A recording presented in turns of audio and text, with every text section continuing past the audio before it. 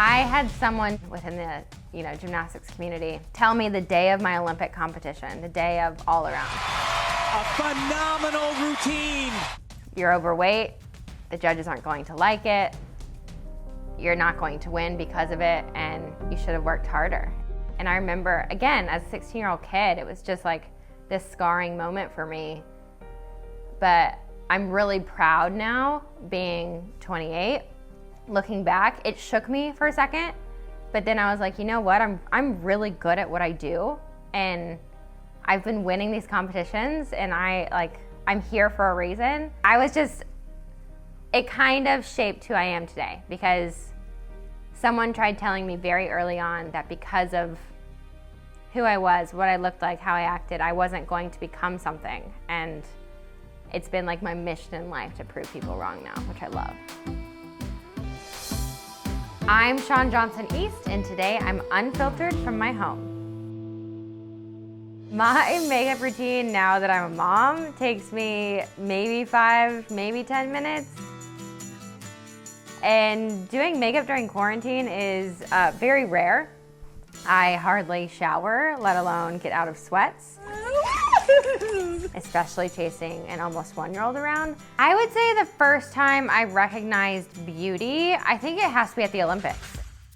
It was all about seeing different athletes and their passions and their talent on the world's biggest stage, and I thought that was true beauty, seeing how everyone looked so different, but yet was just so incredible. And I think it was a good first lesson for me to learn.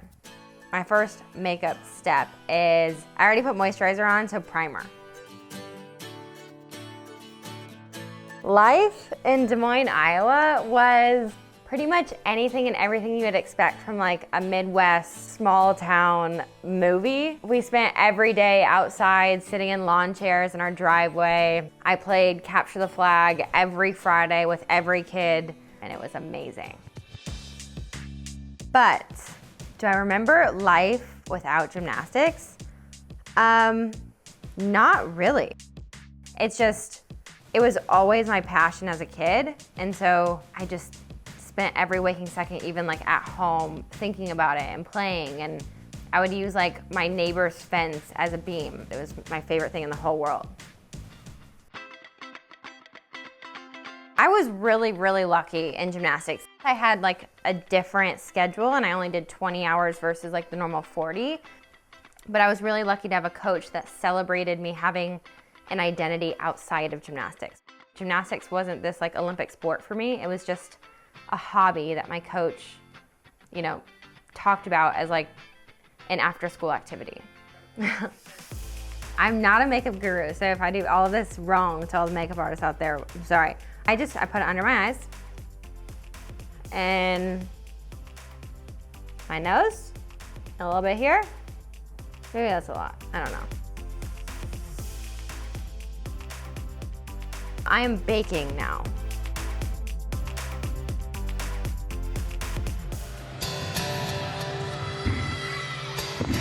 Beautiful. So I'm going to be taking a look back at some of my most iconic gymnastics moments. I think the moment I was most proud of was my Olympic all-around. As soon as I came in second, and I came in second to my teammate and best friend, just being on the podium and still seeing the United States flag, it was everything that I dreamt of, and I felt so proud. And on top of that, I competed at the Olympics back in my coach's hometown, and he had never been back to China since he left until the Olympics. And so it was this really special kind of family, all-encompassing moment for me.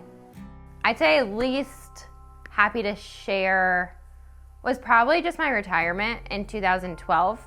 Trying to come back and make the 2012 Olympic team. Oh no! I was going through just a lot emotionally, and as a 19-year-old kid, I was in a bad relationship. I didn't really want to be back in the sport. I was going through an eating disorder. I felt depressed.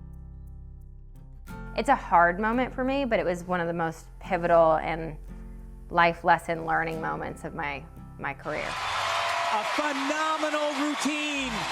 I had someone within the gymnastics community tell me the day of my Olympic competition, the day of all around. you're overweight, the judges aren't going to like it, you're not going to win because of it, and you should have worked harder. And I remember, again, as a 16-year-old kid, it was just like this scarring moment for me. But I'm really proud now, being 28. Looking back, it shook me for a second, but then I was like, you know what? I'm really good at what I do, and I've been winning these competitions, and I'm here for a reason.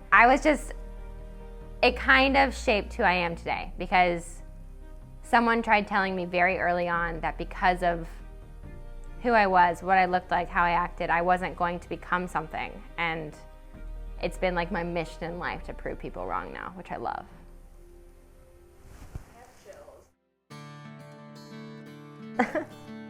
Every life lesson that I have ingrained in my soul comes from gymnastics. I think that's one of the most beautiful things about the sport. And one of my favorite things about the sport, and it's something my coach taught me on day one of my classes with him, is you will never succeed at anything until you fail at it miserably. Big skill. I think that's one of the most beautiful things about gymnastics is you literally have to split a beam or fall on your face or fall 1,000 times before you ever learn a new skill. You should fail, you should fall, you should make mistakes and learn from them. And if you keep working on it, you will succeed. I think just a lot of people forget that. Please welcome back America's newest sweetheart, Shawn Johnson. Becoming quote unquote instantly famous right after the Olympics was probably the hardest part of the Olympics for me. I was gonna compete, finish out my high school kind of stint, go to college, and just live this normal life. And when things kind of took off right after the Olympics, years just started going by, and I was like, wait, my plan is no longer my plan. And people started having opinions over my plan, and people started trying to control my life and control what I looked like and what I said and how I acted. That's a lot of pressure, because I wasn't allowed to make a mistake. And what 16-year-old doesn't make a million mistakes in their life? These are taking forever. Unexpected curveballs of life. After my husband and I's miscarriage, and I don't know, just the ups and downs of life, it's not easy, and it's emotional, and you bawl your eyes out, and you lean on your community and your family and your loved ones to kind of heal through it. I'd say the biggest thing I learned through the miscarriage is that I'm human and I can't control everything. I felt like the hardest thing for my husband and I to go through at that time was there's this weird feeling and understanding of life as an athlete. It's like, okay, this happened, I made this mistake, I broke this bone, whatever, and there's a prescription for it. It's like, okay, rehab this much, train this much extra, and there's always a solution. And with the miscarriage, there wasn't a solution, which I was not used to. And just learning very early that parenthood means letting go of control was a very early lesson for us. But I think I just learned that, I'm human. The organization that I have trusted my entire life has failed miserably. I love these girls so much. USA Gymnastics has gone through a lot. The gymnasts have gone through a lot, and they've gone through a lot of things that they never should have been subjected to. You can go through as much therapy and healing and money and lawsuit, but nothing can take that back for the athletes. And they will forever be stripped of that. So in moving forward, I think USA Gymnastics is making progress, but to have that trust stripped from gymnasts and from an organization takes a long time to heal. Yes, I would put my daughter in gymnastics if that's what she wants to do. But I don't think anybody that was a part of that organization during that time would put their daughter in and not be nervous. Growing up in the world of USA Gymnastics, I think there were so many things as an athlete that I knew was wrong. I knew people were bad, but at such an elite level, you basically turn a blind eye because there's so many sacrifices made at such an extreme level. And again, mix into it being a child, you don't know what's too extreme. You take people, acting mean to you and saying hurtful things and abusing power and system as like, oh, maybe that's just what it's like at the elite level. And I think I turned a blind eye, but I was a kid, and then now I'm like, no, absolutely not. Yeah, sure I can't even imagine that level that you must have been at. I just poked myself in the eye. I came out probably 3 years after the Olympics and admitting that I had struggled with eating disorders, depression, anxiety. I've been very open about like eating disorders and just everything that I went through, but I think it plays a lot into like identity. Transitioning from a sport that pushes perfectionism. I didn't know how to set that aside when my sport was done, so I restricted my calories and I learned all these bad habits because I thought that would achieve perfection within my sport. Outside of it, there's so many pressures that the world puts on you. And as a kid, after gymnastics, I was used to a coach saying, do this, do that, do this, and you achieve perfection. So when I didn't have my coach anymore, I took the world's advice and I was like, okay, I need to do what Vogue magazine says. I need to do what Instagram is telling me.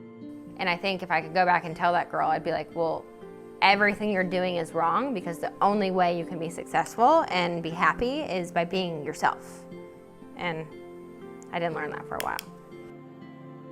It takes a long time to come out of all of that stuff, to come out of eating disorders and body dysmorphia, and to finally be comfortable with who you are and the skin you're in. My husband was another one.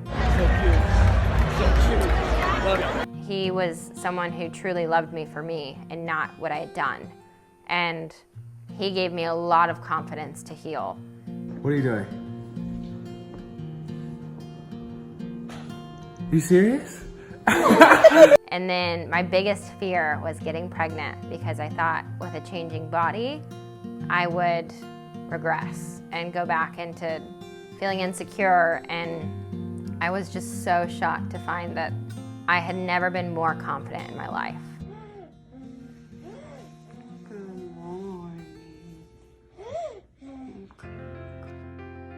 And I had a purpose. And ever since having my daughter, it's just a freedom that I've truly never had. That's for the first time in my life. I don't care about myself. I'm just like, I don't know. My life and my body is for my child. So, yeah. Mascara. I have like tiny eyelashes and I found that this kind of helps me, but who knows, it might just be like a placebo. Lips will take me 2 seconds. So this is what I do on like a daily basis, not in quarantine. So easy, simple, nothing crazy. Fresh face. Yes, fresh face. My perception of beauty has evolved over the years. I think I've kind of come full circle to where I started. I think something that I loved appreciating in beauty as a kid was people's differences. I think that's the most beautiful thing about the Olympics and Olympic sports is I would walk around the Olympic Village and see people of every shape, size, and color. And every single one of them was an Olympic athlete. And that is like insanely beautiful. And I think I fell into society's definition of beauty for many years of like, do you have to look like a model to be beautiful? And I think I've come full circle after having our daughter and just knowing that beauty is truly like an internal thing. It's your character and your confidence and your passions and your beliefs, and beauty is just Beauty's not makeup. I feel most beautiful with my husband and my daughter. You know, cameras off, lights off, just being us. To know that I'm his wife and a mother and makes me feel beautiful because it's my passion and it's what I love, and it puts me back at like the Olympics. I just feel like I'm doing what I'm supposed to be doing.